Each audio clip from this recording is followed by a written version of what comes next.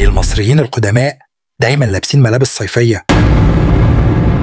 المصري القديم كان عايش في جو حر جدا معظم السنة، درجات الحرارة في الصعيد مثلا بتوصل لأكتر من 40. عشان كده كانوا بيستخدموا الكتان الخفيف بدل أي قماش تقيل. كمان اللبس البسيط وقتها كان بيعبر عن النظافة والراحة، وده مرتبط عندهم بالطقوس الدينية وقدسية الجسد.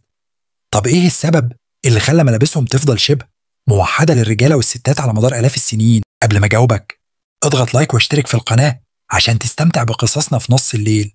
السر إن المصري القديم كان شايف إن البساطة هي قمة الجمال، والكتان الأبيض كان رمز للطهارة والسمو. فملابسهم ما كانتش مجرد لبس صيفي، دي كانت رسالة واضحة عن نظرتهم للحياة والنظام. حتى الملوك والكهنة كانوا بيلبسوا بنفس المبدأ مع شوية إضافات من الذهب والمجوهرات. تفتكر لو عشنا بنفس بساطة المصريين القدماء، هل حياتنا هتكون أسهل ولا أصعب؟ وقولوا عايزين الفيديو الجاي يكون عن إيه في التعليقات.